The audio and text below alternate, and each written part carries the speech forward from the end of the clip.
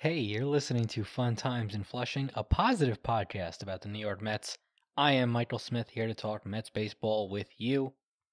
The Mets went to Colorado this weekend. They didn't score 100 runs, but they did score enough and pitch enough to take 2 out of 3 from the Rockies. So let's get into it.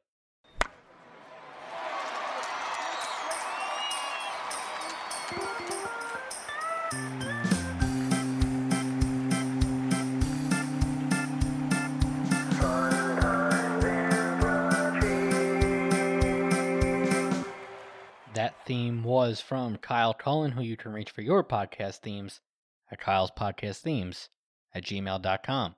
If you want to find any links discussed in today's show or to learn more about the show, go to funandflushing.com/27. That's funandflushing.com/27. So as I mentioned, the Mets went out to Colorado, and after they got snowed out on Friday night, Jacob deGrom started game 1 of a doubleheader on Saturday. Excellent, as usual. Second straight start with 14 strikeouts. He got another base hit. He came around to score the first run on an Alonso single. He, at one point in this game, fell one short of Tom Seaver's major league record. He struck out 9 batters in a row. Unfortunately, the 10th batter hit a ground ball up the middle and reached on an error by Jeff McNeil. The Nets batter tripled with the help of a funny bounce off the scoreboard in right field, and with the help of a slight misplay by Michael Conforto, who might have gotten a little too close to the wall to play that ball properly, tied the game. Then a sac fly gave the Rockies a 2-1 lead, and then a homer gave them a 3-1 lead. The home run was, deGrom just threw a great pitch, and Raimel Tapia got the bat on the ball and hit it a long way. But that gave the Rockies a 3-1 lead. It felt like, I referred to his last start against the Marlins as the ultimate deGrom game. And this felt like it was going to be exactly the same. But the Mets come to bat in the top of the 6th. Their second to last turn at bat, remember, 7-inning game. And Pete Alonso hits an absolute laser beam for a home run to make it 3-2. And I think that was really important. I think the fact that they went out and they answered right away and they took one of those runs back, I think that was so big for their confidence. They needed to win a Jacob deGrom start. And you felt that. I didn't mention it earlier, but after Jake singled, Brandon Nimmo bunted. I do think he was trying to bunt for a base hit, but he bunted. He just really desperately wanted to get Jacob deGrom in scoring position. And you could just tell from deGrom on down, the body language was, everybody was pressing. Everybody was just doing anything they could to will the team to victory. So the Alonso homer, I think, really lifted a lot off their shoulders, even though they were still down a run. So Jake goes back out for the bottom half of the inning, keeps it at 3-2, and the Mets need to score a run in their final turn at bat in the top of the 7th. And sure enough, all 4 of the first batters of the inning reach base. McCann singles. Pinch runner Albert Almora Jr. scores on a double from Jonathan Villar. Nimmo singles, Villar to third, and Francisco Lindor gets his first game-winning RBI as a Met, singling in between the first and second base hole, driving in Villar and giving the Mets a 4-3 lead, which they would not relinquish when Edwin Diaz came in the bottom of the 7th and struck out the side. Just electric stuff from Diaz. 17 strikeouts on the day for the Mets in a 7-inning game, mind you. 17 of 21 outs recorded via the strikeout, and the Mets get a much-needed victory. They get their first deGrom win of the year. They were already 0-2 in deGrom starts, despite the fact that he's looked possibly better than ever. And it was just a big, big win. They needed it. They needed to win one of his starts. And they need to win, frankly, if they're going to be a good team, they need to win a lot of his starts. You know, you're going to win games if Marcus Stroman keeps pitching the way he's pitching. You know, we'll get to that in a moment. They're going to win a lot of his starts. You feel good about Carlos Carrasco coming back. You feel good about Noah Syndergaard coming back. I don't even know who they're going to take out of the rotation, because I feel really good right now when Taijuan Walker and David Peterson take the mound as well. So they're going to win games with these guys. They're all pitching well. But when you send the best pitcher in the sport to the mound, you got to win those games. And for them to start off 0-2 was brutal, especially when he did absolutely nothing to lose those games. So they needed this one. And there were other good signs as well. Michael Conforto goes 2 for 3. His swing just looks better. J.D. Davis returns from injury. He got a base hit. Just, it was a good all-around game. And it was a nice way to start the doubleheader. Because you go into game 2 of that doubleheader, and you have Joey Lucchesi on the mound. And they have German Marquez, their ace, on the mound. And it went kind of how you'd expect. Joey Lucchesi, keep in mind, pitched on April 7th, 10 days earlier, for 2 innings. That was the only action he's gotten all season long. So he gives up 3 runs in the first, but he settles in. He gives you 3 innings. He keeps it 3-0. I think you got everything you could have expected from Joey Lucchesi in this game. You get somebody who's got literally no pitches in this year, Robert Gsellman. He comes in for the 4th. He throws a scoreless inning. I was pumped up to see Robert Gsellman come out and pitch well. Nicknamed the Winter Soldier, tweeting about how he came back from the blip. Love to see that. Love Robert Gsellman coming in, giving you that scoreless inning. You get a 2-run double from Jeff McNeil. It's 3-2. That felt like a big moment as well because Nimmo and Lindor get on. First and second, nobody out. Conforto back in the 3-hole, strikes out. Alonso batting cleanup, strikes out. You feel good. You win game 1. You feel like the pressure's off for game 2. You don't need to win game 2. But to have those 2 guys strike out in that spot, it just felt so reminiscent of how they started the season in Philly and even a little bit against Miami, just not hitting with runners in scoring position. And then Jeff McNeil pulls one down the line, gets you within a run. And then Jacob Barnes just had some tough luck.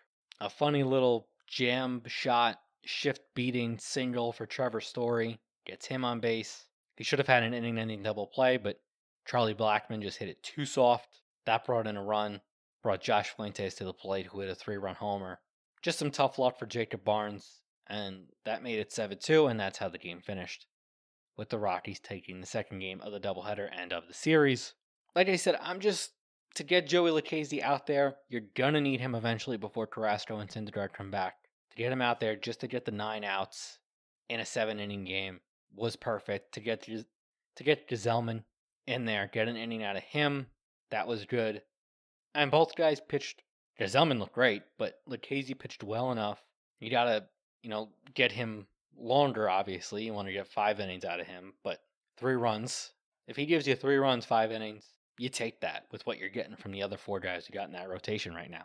And you're facing a good pitcher in German Marquez. So, tough luck for Jacob Barnes. That puts you down 5 in a 7-inning game. Unfortunate to lose, but it's a 162-game season and you're not going to win them all. So they go into Game 3 on Sunday, looking to win their second consecutive series after sweeping the Phillies at Citi Field during the week. They went into this game, if they won this series, it would have been the first time that they had won consecutive series since September of 2019. They did not do it at all last year, a big part of the reason that they finished in last place. A big thing in baseball, win series. You're not going to win every game. You might rattle off 10 games in a row. I think there's a couple teams right now that have won 7, 8 games in a row. You just want to win 2 out of every 3 you play. If you do that, you don't win a lot of games. So, winning series, stringing series wins together, that's the name of the game. So they go into Game 3.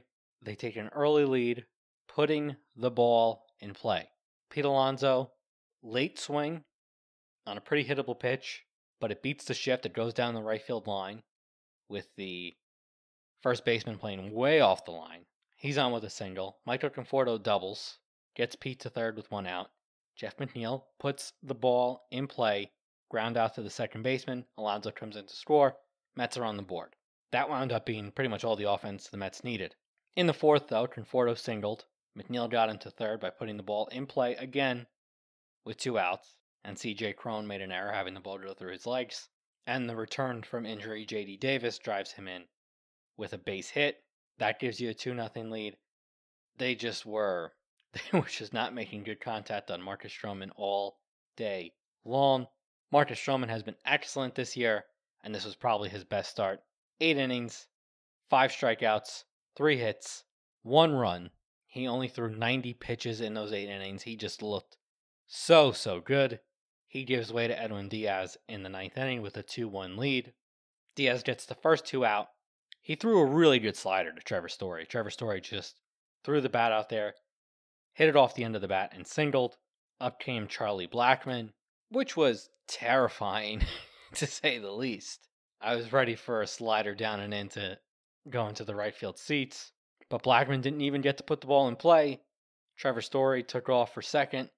James McCann, with an unbelievable throw, throws him out at second. Francisco Lindor is pumping his fist the second he gets the tag down, and the Mets win the series and the game.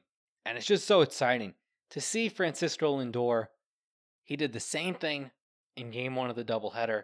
He drives in the game-winning run. Before he even reaches first base, he's turning back, he's looking at the dugout, he's screaming, he's pumping his fist. They just have an energy to them that they've had it in years past. They obviously had it in 2019, but they didn't really have it last year. I think there's something to a veteran.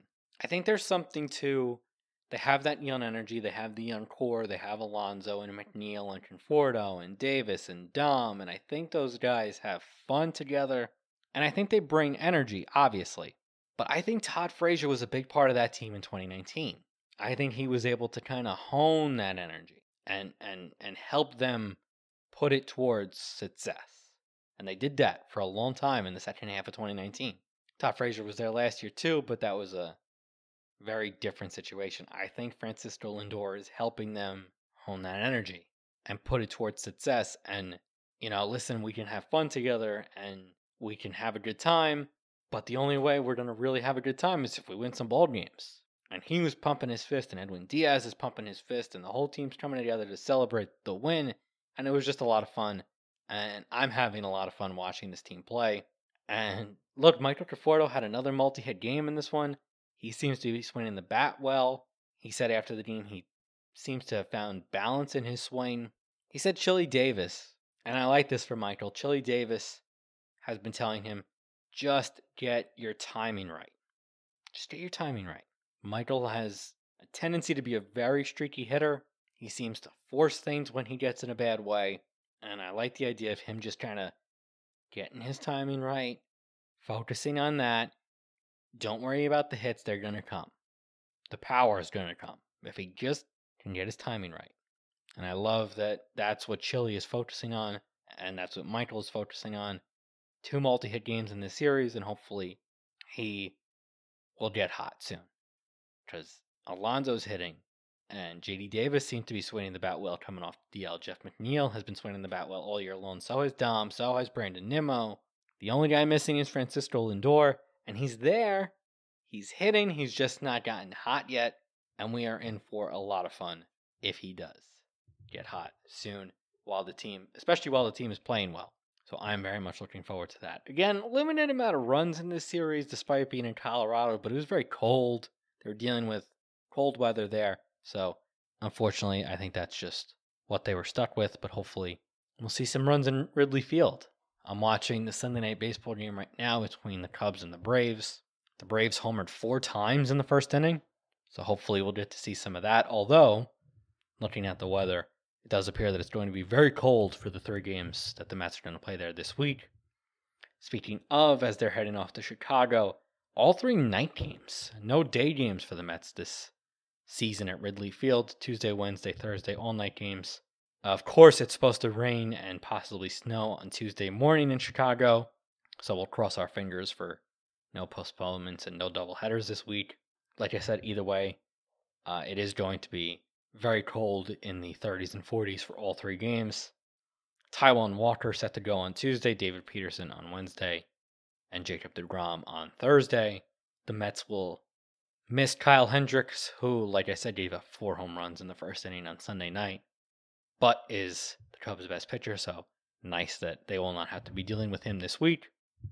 Going into Sunday's game, Wilson Contreras and Chris Bryant are off to hot starts. Both guys have 5 home runs with OPSs over 1. So those are going to be the guys to watch. Anthony Rizzo's gotten off to a slow start. He homered on Sunday night. Javi Baez had a 2-homer game over the weekend. The Cubs had a big offensive game on Saturday, but they have not been hitting a ton to start the season. So hopefully the Mets will spotlight Contreras and Bryant and go in and pitch as well as they have been pitching.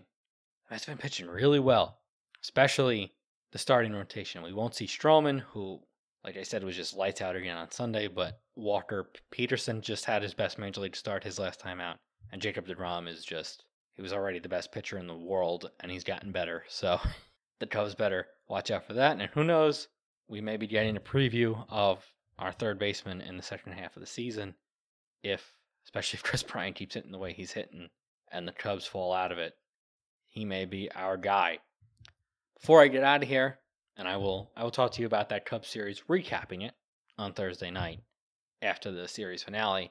Before I get out of here, I do want to make quick note of the retirement of Jay Bruce. He spent his last game in uniform on Sunday with the Yankees against the Rays. He did not get in the game, and his retirement was effective immediately after that game.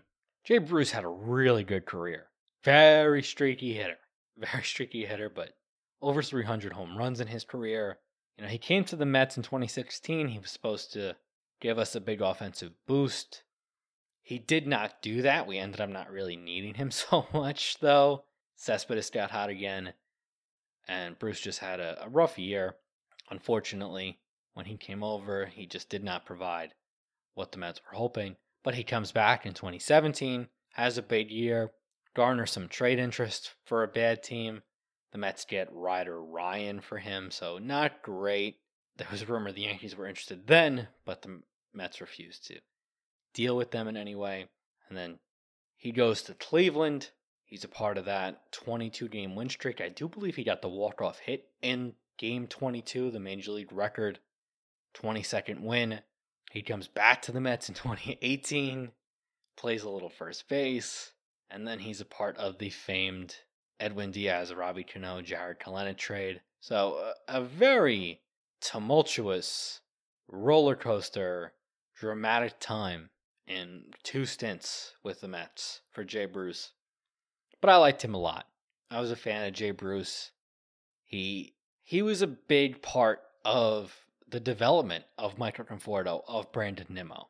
Those guys liked him a lot. They were very happy when he came back in the offseason after the 2017 season as a free agent.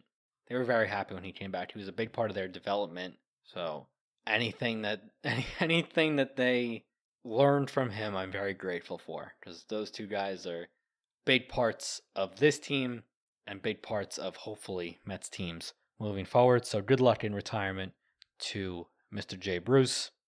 That's it for me this week. Please check out my Patreon page, funandflushing.com/Patreon. I got some fun stuff going on over there. If you want to join the conversation, please leave me a voicemail, 845-206-9098, or leave me an email, funtimesandflushing@gmail.com. Again, if you want to find any of this information, if you want to find any links to any different podcast players that you might want to listen to the show on, funandflushing.com/27. That's funandflushing.com/27. Any links to any players that the show is available on are on that page. And when you go to those players, please subscribe, rate, and review the show positively. Follow me on Twitter @msmithfif for Fun in Flushing. And follow the show on Instagram @funinflushing. Thank you so much for listening to this episode, and I will talk to you again after the Cubs series. Hopefully, that is the 3rd straight series win that this team sees, which obviously they didn't do that in 2020 either. And we can really get off to a hot start here. We're already number 1 in the division, so let's just keep that going. I will talk to you guys in a couple days, and let's go Mets.